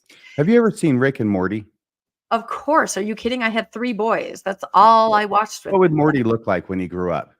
Oh, Go back to the last slide, if you would. Oh my God. Because I think we have it right there. Well, there you have it. All right. For those of you that don't know who Rick and Morty are, go ahead and look that up. Expression. He's trying to look like him. He is. The newscast is jumping the shark. All right, let's move ahead. Okay. So the article goes on to say that for few groups exist in the world like missionaries of the Church of Jesus Christ of Latter-day Saints. More than 1 million of them have served in the church's history. So missionary stories are practically ubiquitous in the 194-year-old global faith, as soaring steeples, crying babies, and tiny sacrament cups. Some accounts are inspiring, some are scary, which odes to devilish humans and even Satan himself. Some are funny, and some are, well, tall on tale and short on truth. And before you go on, Rebecca, something jumped out at me here, and this is actually serious. Yeah. Where's this story from? Where's this story from? Yes. Oh, as we saw on the title page here, I'll go back. The Salt Lake Tribune. Of course, it's our wonderful Peggy Fletcher Stack. Thank you. So can you go back to that same slide you were on and notice what they're talking about? So missionary stories are, I know missionary stories. We told them as missionaries. Exactly. This is 40 years ago. But practically as ubiquitous as soaring temples. Yes, I know. Temples is not a story. That it is now. Peggy, you are in the tank. You're a hack. Yeah, no, I caught that too. I'm like, that's BS right there. Yep. Way to slip that in there, because we all remember the soaring steeple stories from probably your missions and Live with a Young Woman. So many of them, right? Mm-hmm. Yeah. Good call. I wasn't that out. I'm just pointing that out. No, I'm glad you did, because I read it too and kind of went, yeah, exactly. I'm telling you, they're going to add that into the religious lexicon wherever they can. So, all right, let's move on. Okay. So what is the difference between folklore and history? And these are just some questions that they're talking to the folklorists about. When somebody thinks about history, they're usually thinking about what really happened, hopefully. The set, the events, the time. Often in the past has been an emphasis on institutions. In folklore, we're less interested in institutions. We're more interested in people on the ground, and we don't really care whether it happened or not, right? Folklore. So it sounds like church history to me. I was going to say there's not much difference there. So this picture that I have here is Baba Yaga. I don't know how many of you are familiar with this story, but I told you I was raised in a very strange way. And this was one of my bedtime stories that terrified the shiz out of me for years. Evil witch hag, and she's got a house that has chicken legs. To this day, I'm still kind of afraid of Baba Yaga. But that was presented to me as folklore. And then, of course, all the church history that I learned, that was presented to me as history. So kind of interesting. What value do missionary stories have? Both the real and the rumored? Because I think we would agree there are probably some of both, and it's kind of hard to tell. So a mission is a really special place here to have young people discovering their religion over time. They're immersed in their scriptures. They're immersed in talking about it. These stories tell us what they value, what they're concerned about, and what they love, what their hopes are. And sometimes rumor stories don't tell us what's really going on. They tell us what the internal life of young people are. So they express their hopes, their fears, their concerns, and those manifest themselves in these stories that seem to circulate everywhere. What is the danger of any if sharing these stories? And that's a good question. Ethnocentricity is something that we see a lot in LDS missionary folklore. Also, sexism. We have this story that's really popular, and you guys will have to tell me if you've heard. I've heard a similar story like this, but you'll have to tell me if you've heard this one. It's about sister missionaries in which they're out driving with the companion. The car breaks down. There's no gas station in sight. There's a bottle of water in the car, and they decide that the Lord can do miracles. So they say, let's pray over the bottle of water. It will turn into gasoline, and we'll just go on their way. So they pour the water into the gas tank, and of course, it completely breaks down, totals the car. Now that's kind of humorous. And we have similar stories about elders who are driving vehicles. They make it from destination A to destination B. And when they arrive, they open up the car and the engine is missing from the vehicle. So the power of the priesthood was successful in getting them from point A to point B. But then we have the sister missionaries ignorant of, how bad it is to put water in a gas tank. And that's, more a cautionary tale, where the other story is one of priesthood power. Do you guys have any examples, or have you ever heard either of those stories before? Oh, sure. Absolutely. Absolutely. The one about the water in the tank. No. But I have heard the second one, but that involves sister missionaries, not elders, where they're teaching somebody and they come out and there's some rough guys around their car and looking really blah, blah, blah, yum. And they, scared to get in the car and then they drive off and you can imagine the shocked faces on these guys, because when they get to their apartment, for whatever reason, now there's got to be some reason that they open up the hood, to check out what's going on, or they have the elders come over and the engine's missing because those bad guys back there had taken their engine out. Imagine the look on their face when these sister missionaries drove off in a car with no engine. Yeah, that's the version I heard. Yep. Have you heard anything like that, Bill? Yeah, I've heard those stories, but it would be quite a task for even 3 or 4 strong guys to take an engine out while they're standing around your car. So, and it doesn't matter. I know, it doesn't matter. But it's the point that Mormons and people in general, but Mormons, and Elder Holland, who will join us at the end of the show, Elder Holland, when he told his story about the brother who goes on a mission with the Doberman pincers, or maybe they were Rottweilers, or maybe they were German Shepherds, and that story had been told over and over. I mean, people eat it up when a whale of a tale. I forget what the gentleman's name was, but the general authority who gave a talk, he was a 70, and he told this story about the ship, and the story's just ridiculous. And you did an episode on it, and I had a little side help with that episode with you. And people are gullible, and we believe things. And anyway, I think we all can do better at not believing things that are absurd. And I've got to tell you, when I heard that story the first time, I don't know if I believed it, but I didn't disbelieve it. And I wasn't critical enough in my thinking, or willing enough to apply my critical thinking skills to a faith promoting story. Why would you do that? You're pulling the rug out from under yourself. You're cutting off the branch on which you're sitting. But of course, we pulled the engine out and we stuck it in our back pocket so you didn't see when you came out to your car. But it's one of those stories that gives you goosebumps. And when you're a missionary and you need those stories, you need to feel that there's a higher power, that's protecting you. Of course, you're going to, as you said, maybe not believe, but not completely disbelieve. There could be some truth to it. It makes you feel better. But the one about the sister missionaries who went up to the serial killer's house and knocked on the door. Yes. And behind them, yes, exactly. Yes, they finally catch the guy and say, well, why didn't you kill these sister missionaries? Well, I would have, except for the 2 big, what was it? Lamanite warriors. I don't know if the guy would say Lamanite warriors. I'm trying to figure, what would a serial killer describe these angelic beings who look like angels? Yeah. With pecs out to here. I would have said they're angels. Muscle. Yeah. So I didn't dare mess with them. No. And not only that, you've heard that story, right? But how does that also play into sister missionaries and elders feeling like they have this kind of protection? Exactly. Yep. And they don't need to worry or use their normal faculties when they're dealing with complete strangers, that they're walking up and knocking on their door or advertising some gum and a message, and have somebody call and say, come on over and bring your gum and message. And they're only teenagers or young adults anyway. So I don't mean this rudely, but they're not using their full faculties anyway. When you're a 19, 18, 20, 21-year-old person, you just haven't had life experience enough that you're going to make mistakes that I'm not going to make and the two of you aren't going to make anymore. And that's already bad enough. The odds are already against you that you're, again, no offense, Matt, this is all of us at that age. Your naivete or your ignorance bites you in the ass a few times. And now you add to it belief in supernatural, where the supernatural never really happens. And now you're compounding a problem that your age has already started you off on the harder track. Yeah, that's true. And I think we covered that last week too, when RVM talked about heretic. It's the very same kind of thing. Yes. So, and I got to tell you really quick, this is just an example of it. I'm at the MTC. I'm in the Dan Jones building, whatever floor I was on. It's between the workday. It's between hitting the hay. You've got a few minutes, and we're hanging out basically in our garments in the area where you can talk. And a bunch of us are out there. And one of the missionaries, and I remember his name, he's a good guy, Elder Plant, with a silent E at the end.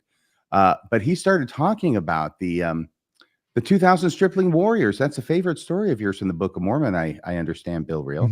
I like it. He was talking about how cool it would be for all of the missionaries to be drafted or inducted or join up in the World War II and just be walking, just walking through the battlefield with their helmets on and the strap loose, and just I don't think they had the cigar chomping in their mouth, but just with their machine guns, just boom, boom, boom, boom, boom, just shooting everybody. And of course they're shooting back, but none of them can hit them because they're protected of God, because they're Mormon missionaries. That won't go well, folks. If you won't go well. No, if you have all the faith in the world, you could have a bazillion mustard seeds worth of faith.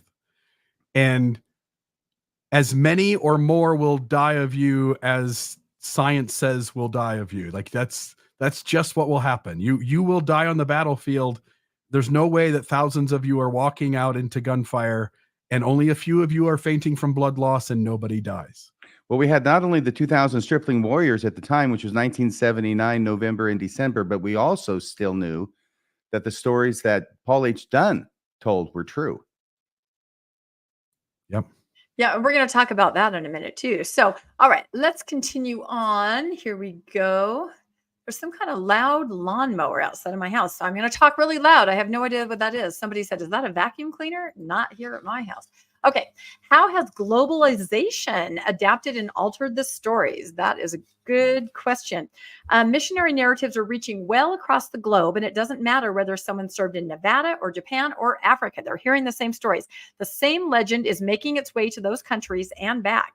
And so you have people from all over the world in other groups with other perspectives kind of chiming in and either adding to the narrative or criticizing that same narrative. So I think you do hear these stories coming from multiple different places. So Chris says, as a BYU professor, and you'll have to tell me if you've heard this story or versions of it. As a BYU professor teaching folklore, I had students always do a big project. Last semester, I had a student collect stories from different geographic locations across the world and told the story of a convert discovering a Book of Mormon with its cover ripped off. I'm guessing you guys have heard this. He reads this trashed books and then is converted. Then 10 years later, he meets the missionaries and immediately converts. Now, the original story is a real story. In fact, the part they don't tell you is that the book with the ripped off cover was a RLDS Book of Mormon, which is kind of funny. Yeah, interesting. But again, we hear this story over and over. It's been reset in Mexico and Brazil and Germany and other locations because it's so inspiring to missionaries. Who doesn't want to knock on the door and have someone say, I already believe everything you're about to tell me, and please just take me to the font. I mean, that would have been a dream, right? Yes, absolutely. The original story was Italy, right? Was what? In Italy.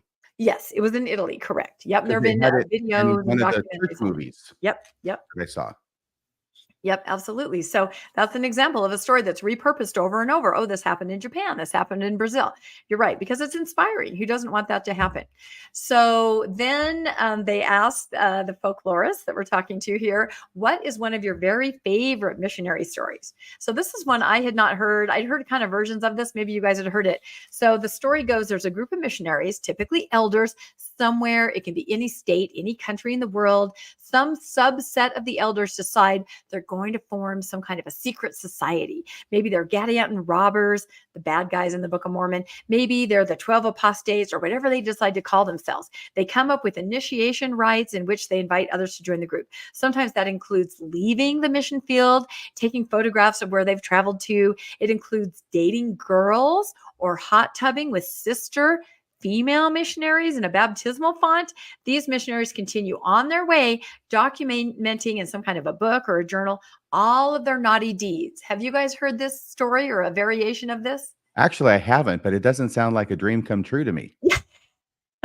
You're like, how can I get invited to this secret society? Gosh darn it. Let's hot tub with the sister missionaries. That's right. So here comes the good part. So one day, a general authority comes to the mission. Often this is an apostle. For a couple of decades, it's been Jeffrey R. Holland that shows up. So maybe he'll pass the torch at some point. It'll be Elder Bednar shows up. Somebody shows up. He comes in. He walks down the row of missionaries, and he divides a set of missionaries to the right and a set of missionaries to the left. And he looks at the missionaries in the right and he says, good and faithful servants, go on your way. You're doing a great job. He looks at the missionaries on the left and he says, you're going home. Oh my gosh, terror and goosebumps, right? Worse than death. Yes. Elder Holland or whoever it is knows by the Holy Spirit who is part of the secret group. There are millions of different variations of the story that are told over everywhere in the world. It's always elders, and sisters are usually never part of this group. So have you guys ever heard stories where there's special discernment that can see into your heart and what you're doing, so you better shape up? Yes. I'm still wondering how you turn a baptismal font into a hot tub, you know? And, and I agree with you. I've heard those stories too, but we could always barely get our baptismal water warm. So that was always a challenge, wasn't it? Yep. Yes. Oh, I'll tell you what. Here's the story, okay, from my mission. It does not involve Elder Holland. It involves the mission president. And there's some missionary out there who has either picked up the habit of smoking while on his mission, or he carried it with him from, I don't know, the States or wherever he came from. So, you know, he's having the phone call with the mission president. I guess the mission president calls him. He's out there at the phone booth, which is something we used to have back when I was on my mission, right? And he's out there, you know, doing this thing. Hang on a second here. I'm just going to use this one. So he's got his whole cigar thing going. Yeah, President, what's going on, man? Yeah, things are great here. And we don't have any visuals on our phones back in 1979, just so everybody knows. Okay, that's relatively recent to be able to actually see somebody when you're talking to them on the phone. And the mission president says, "Get that cigarette out of your mouth, elder." And the elder goes, "What do you mean? What are you talking about?" He says, "I'm saying, get that cigarette out of your mouth, elder." So that's exactly the kind of thing. And we have to have those stories, because we have to have this belief that our leaders, they're like Santa Claus. They know when we're naughty. They know when we're nice, so that we'll always be nice and we'll never be naughty. And if that's not a chiasmus, my name is Jack Frost. And there it is. Again, these stories serve a purpose. They're not just random stories. They're crafted with a certain narrative because there's a need for that narrative. So okay, here we go. Why are there so many stories about missionaries who invite a battle with Satan? This is everywhere. My kids used to tell me these stories from their missions. It's kind of paradoxical. One of the most common stories is about a missionary who's doubting whether or not God exists or whether Satan exists, and he decides to pray to Satan.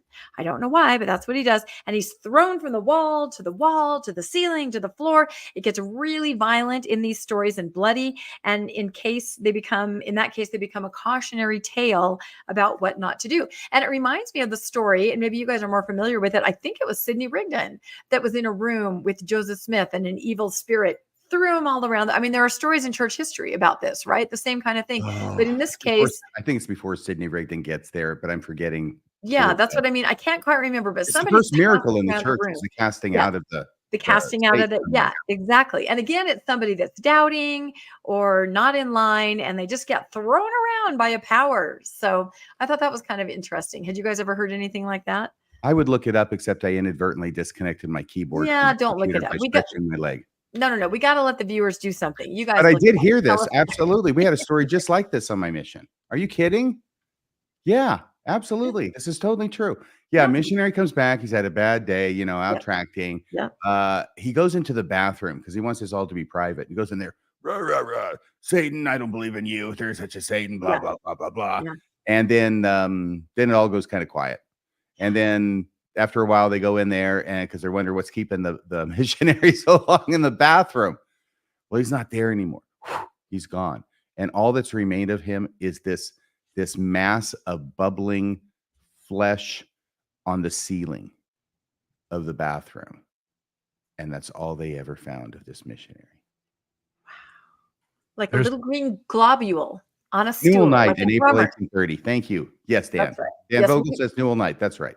Yeah, we always. That's why I never look anything up. I know Dan Vogel's there, and I know that he'll do it. So We had Thank you, a Dan. young man in our ward, a little younger than me, maybe 4 or 5 years younger than me, and he came back from his mission. He was the person in the story, like he's the one who got picked up by some unknown force and thrown against a wall. And I'm just going to tell you, like, I just don't believe it happened. I think he Yeah. made it up. And what kind of person makes up stories about being picked up off the ground and thrown against walls by an unknown spirit? yeah, Somebody who really would like some attention. Yeah. exactly. Or they make themselves believe it happened, or it's half a dream, half not. Or they convince themselves. It's important, right? To have. I mean, if you're so righteous that Satan is going to battle you, right? That says Mhm. something about you. So. Interesting. Then the last question is, why is the mission field so ripe with these kinds of stories always about Satan, right? The adversary. And it says, when we talk about demonic stories in general, it's usually where the cultures collide. LDS missionaries are getting sent out to foreign experiences where the cultures that they've been protected in is now coming up against other forces.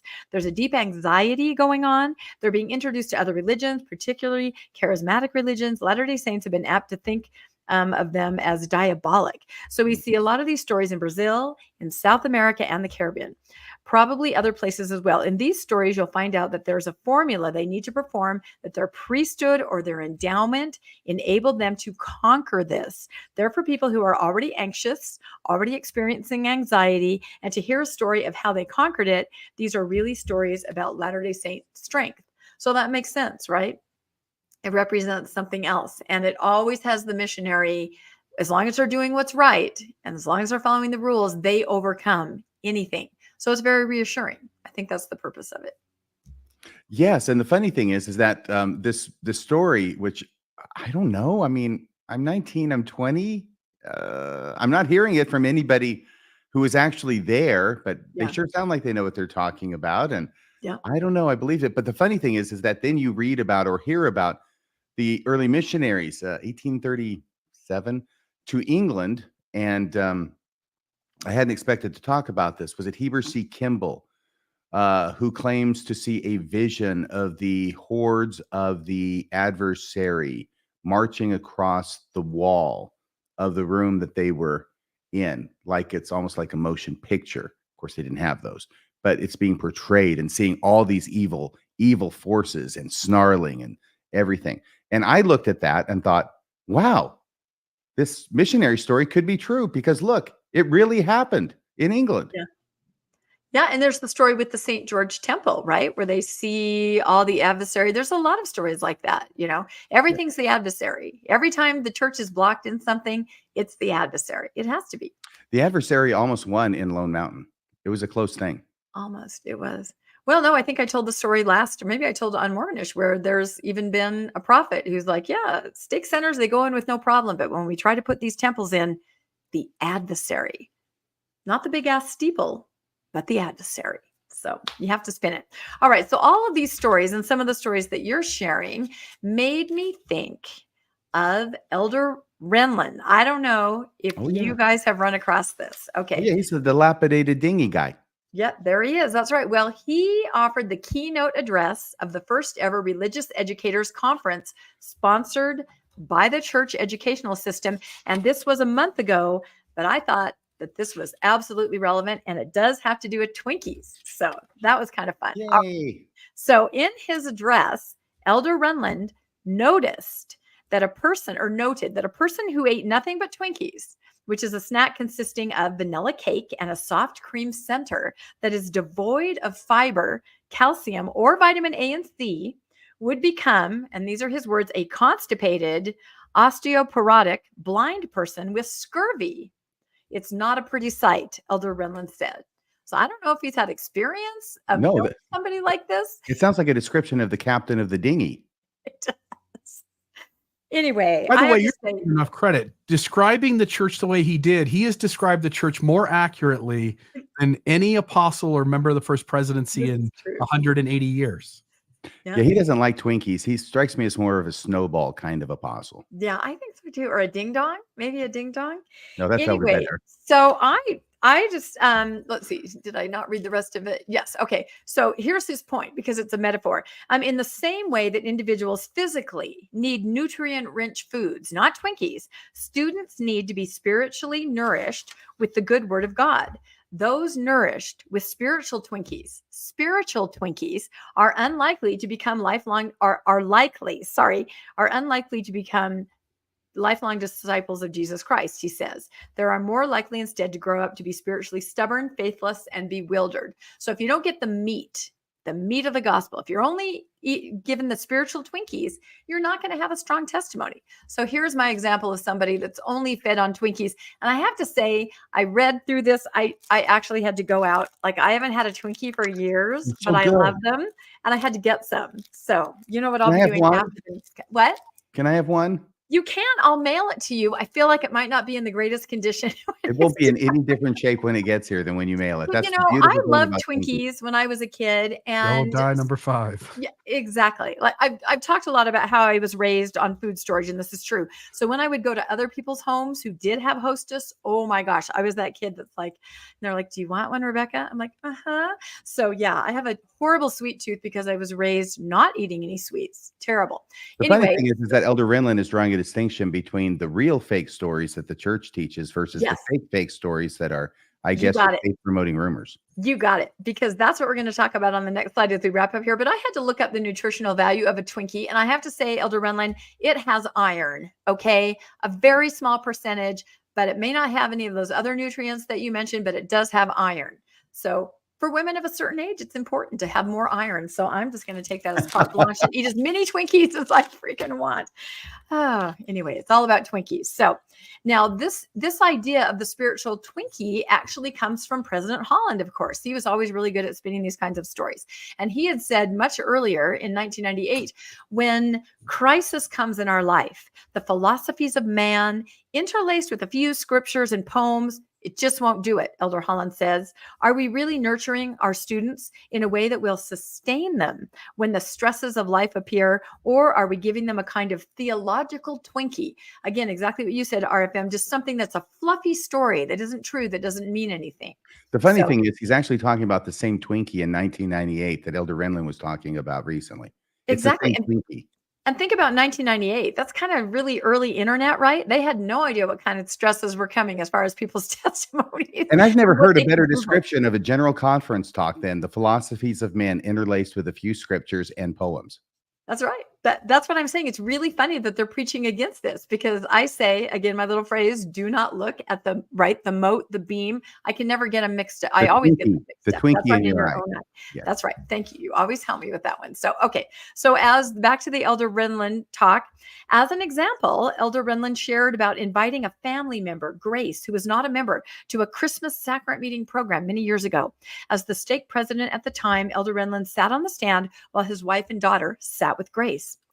2 speakers shared sentimental but fictitious Christmas stories, probably the Christ birth, or maybe what the heck is he talking about? Sentimental but fictitious. How does he know they're fictitious, and why doesn't he tell us so that we won't keep repeating these fictitious Christmas stories? That's what I thought was really funny. Is it the virgin birth story, or is it, what are these sentimental fictitious stories that he's telling? Anyway, they're told from the stand, and the bishop, however, took 5 minutes to bear powerful testimony of Jesus Christ.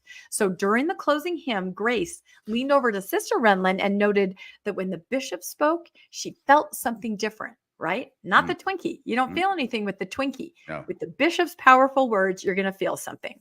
So this is kind of the whole point of the Twinkie story. So as speakers have been well-meaning, but had served up theological Twinkies, spiritually empty calories, anemic expressions of faith and testimony that were devoid of the power of the Word of God and consequently of the Spirit, Elder Renlund said.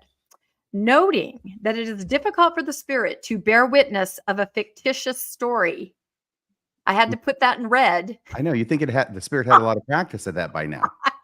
I know. I just, honestly, you have to read this like this. It is difficult for the Spirit to bear witness using a fictitious story. Elder Renlund reminds teachers of the need to always bring their instruction back to Jesus Christ and his atonement, Heavenly Father and his plan, and the restoration of the gospel. Of course, and here's the part that I literally couldn't believe I was reading.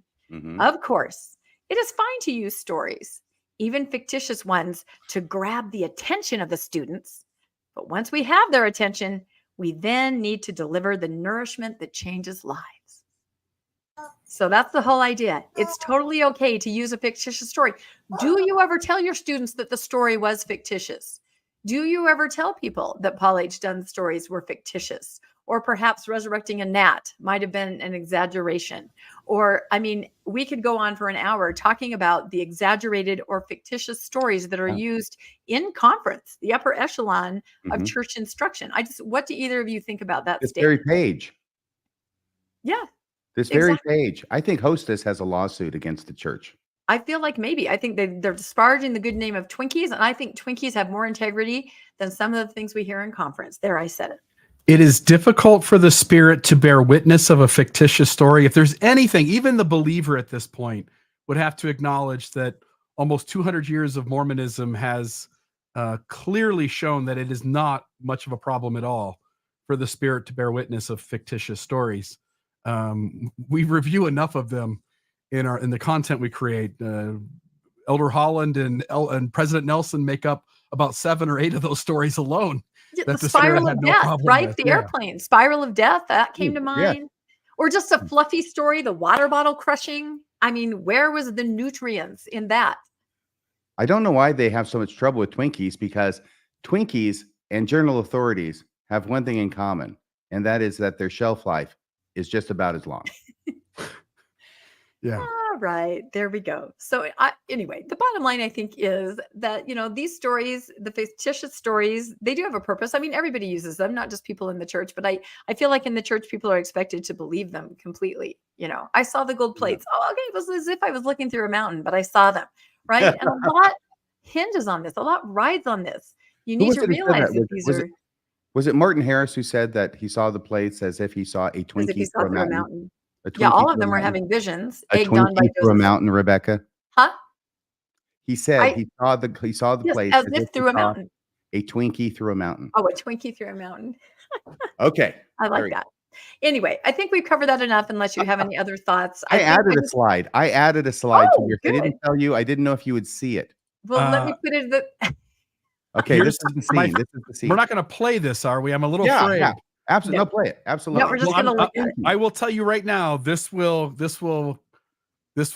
get us non-monetized for at least a few minutes. We're not going to play it. We're just going to look at it. There let everybody who watches live, they can watch this. This is the perfect We'll scene. cut it out after. Yeah.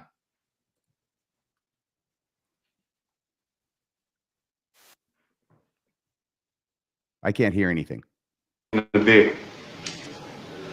Well, let's say this Twinkie represents the normal amount of psychokinetic energy in the New York area.